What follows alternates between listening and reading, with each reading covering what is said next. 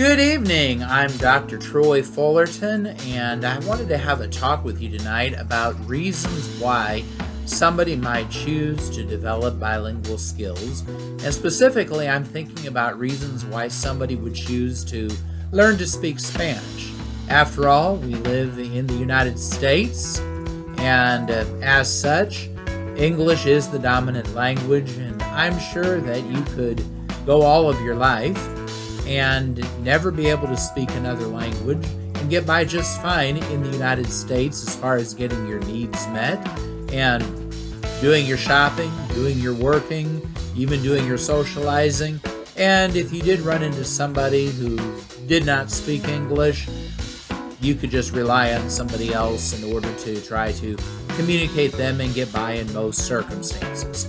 All right, but having said that then, is there a value to becoming bilingual? Is there a value to learning Spanish? And if so, what is that value? Why should you bother?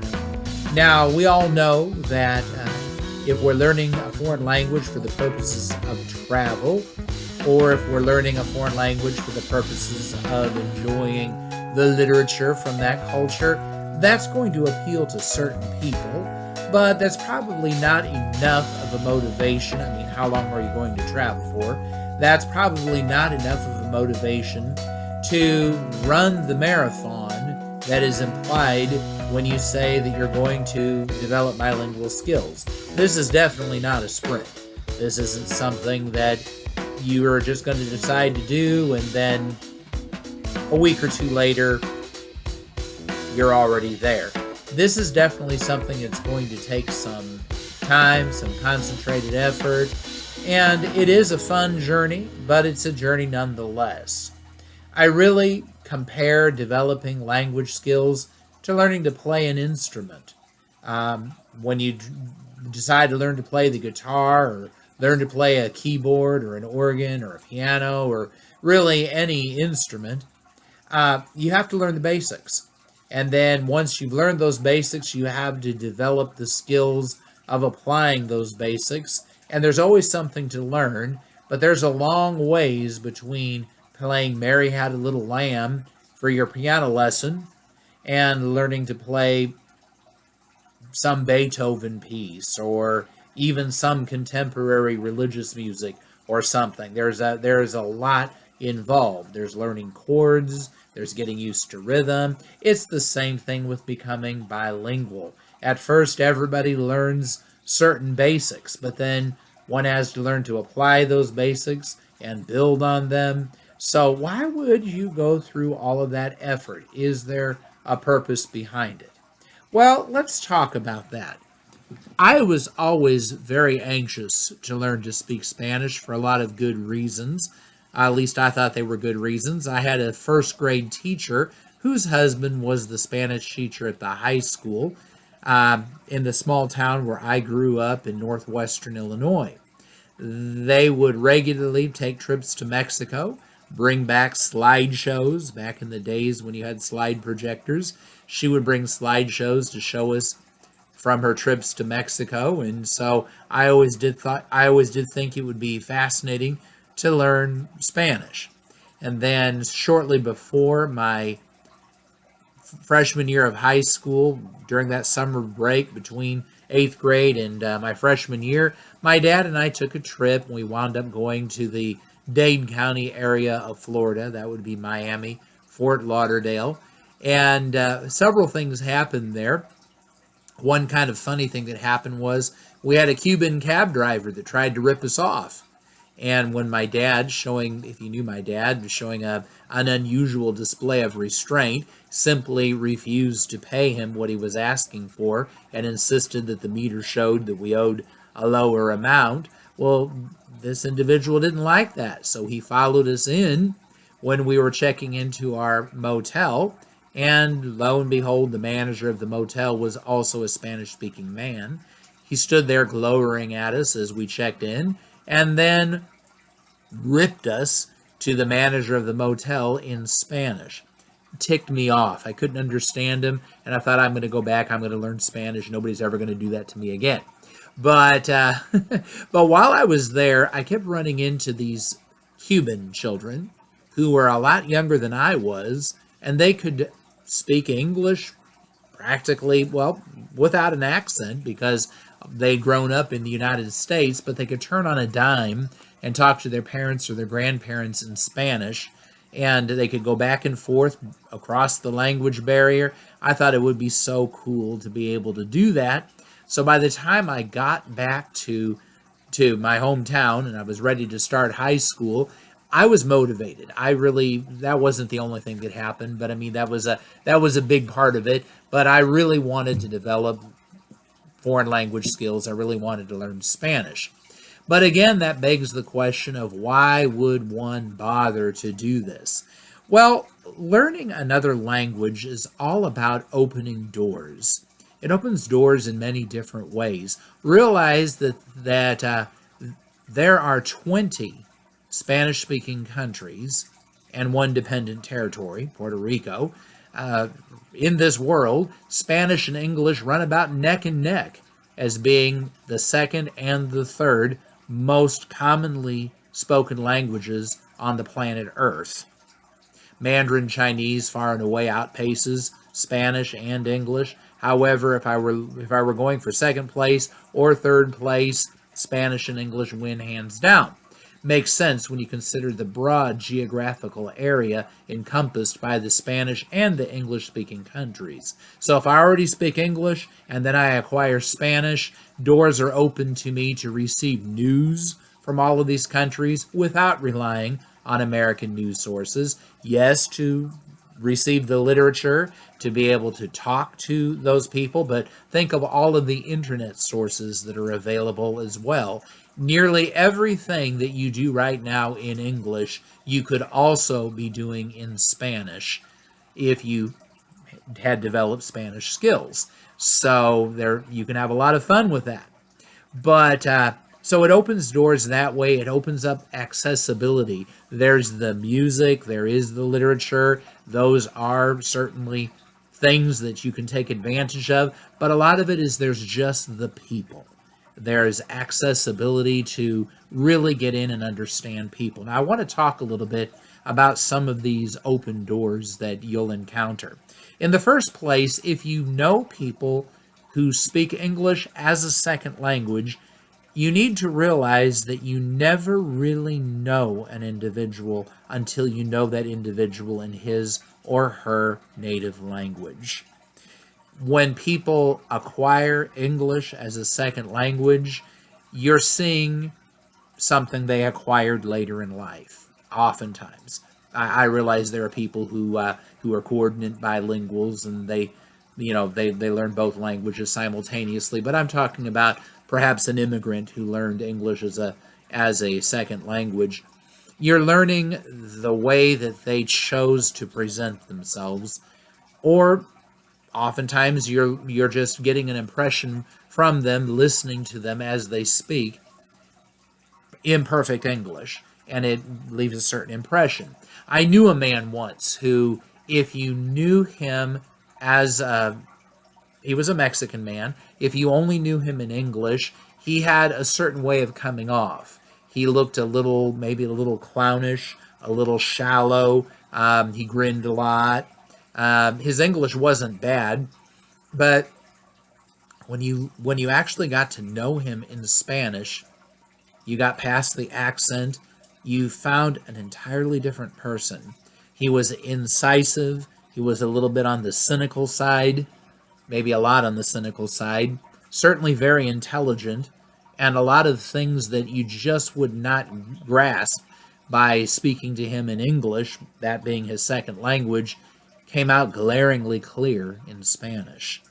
So that's one area where learning a foreign language or learning Spanish is going to open a door for you, is you actually get to know people the way they really are, as opposed to just the impression you get listening to them speak their non-native English.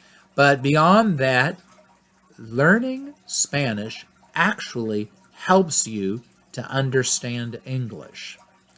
I know that seems a little crazy, but I'm going to prove that to you. There was a linguist named Jim Cummins. And he developed in 1981 a theory called the Common Underlying Proficiency Theory, where what he said was your language skills in one language are like the top of an iceberg. Your language skills in another area are like the top of another iceberg, but those two icebergs are actually connected underneath. This is the way languages work when we acquire them. When I develop skills in one language, it actually transfers over and helps me in another. Now, obviously, the vocabulary is very different anytime we acquire another language, and I don't want to get too deep in the weeds here, but when you only speak English, you have nothing to compare it to. You don't really know how it sounds. You don't really know its characteristics. Yes, you speak it as a native, and that's wonderful, but there's a limit to how well you really know your own language until you learn another language. Oftentimes, people grasp English grammar only after they've studied the grammar of another language. Again, it's like you have parallax. You have something else that you can look at and compare it to, and you can play off of one language to understand another language. Spanish is based on Latin. A lot of our 50-cent words, a lot of our academic words in English are also based on Latin. We have what's called cognates. That is, words that look alike between the two languages. Were based on the same Latin root, only a lot of times, not all the time, but a lot of times, some very academic high-level word in English will be based on a Latin root that gave us a very common everyday word in Spanish. So when you learn Spanish, it actually opens the door to you to understand a lot of English vocabulary just through that Latin connection that you wouldn't have had otherwise. So developing a knowledge of grammar, developing a lot of Latin vocabulary, Latin-based vocabulary, developing an understanding of your own language by being able to compare it to something else, these are all doors that are open to you when you study Spanish. There's a tremendous amount of intellectual development that comes along with developing bilingual skills. Using your brain is a lot like using muscles. You actually develop them. In fact, studies show that physical changes take place in an individual's brain when he learns. And so when you develop language skills, you're exercising a part of your brain, and that's going to actually help you in English. It's going to help you in other areas as well. So there are a lot of doors that open up to you when you study another language that probably would never get opened up to you otherwise. Yes, I know there are other ways to develop intellectual skills, intellectual abilities, but learning a foreign language develops certain intellectual abilities that just don't seem to be able to be opened in other ways. It's going to make you more of a literate person. It's going to make you, give you deeper insights into your own language as well as into other people. And this brings up another door that studying another language is going to open up for you. And that is, you can't really understand a language without understanding another culture.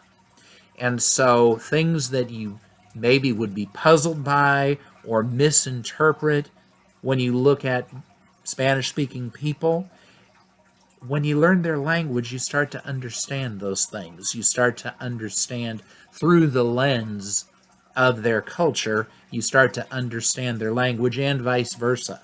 And so it helps you to understand them a lot better. Now, another door that this opens up for you, realize that nearly 13% of the United States population right now speaks Spanish at home. Not just as a second language, but they actually speak Spanish at home. We've had a tremendous amount of immigration, of course, from Mexico, but also there's been a large Cuban migrant population that has developed, and Puerto Rico is a part of the United States. Puerto Ricans are American citizens and freely moved to the United States. And so these are the three largest Spanish speaking populations that we have in the United States, but right now we have people from all of the different Spanish speaking countries right here in the United States. Where I live in Pauls Valley, Oklahoma, there is a huge Salvadoran population. There are people here from a lot of different places, and it's hard.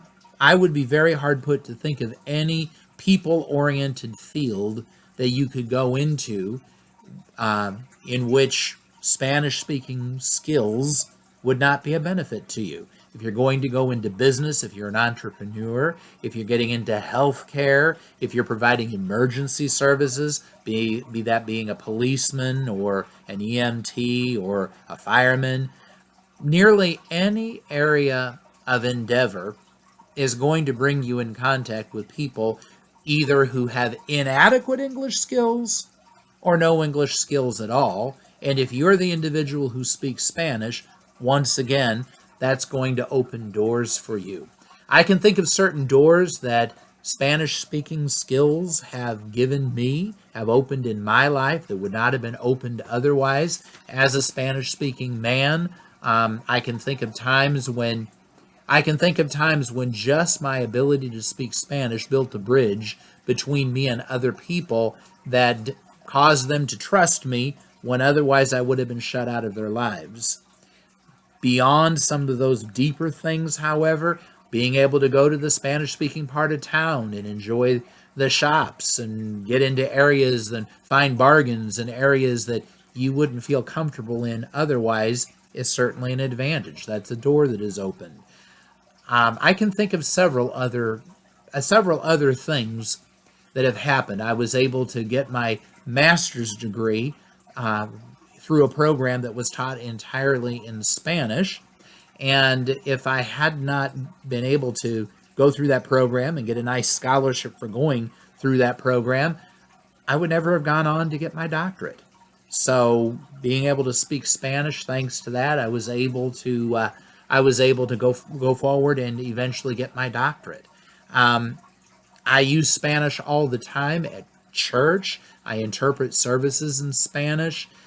I was able to introduce a lot of the Spanish religious music to my congregation. My congregation became basically a bilingual congregation. I am not the pastor there, but I'm saying the church does outreach to the Spanish-speaking population. I was able to be an integral part of that. Right now, our church has sponsored a missionary work in El Salvador through people that we got to know. And once again, I feel good about having been able to be a part of the work that our church was doing in that area.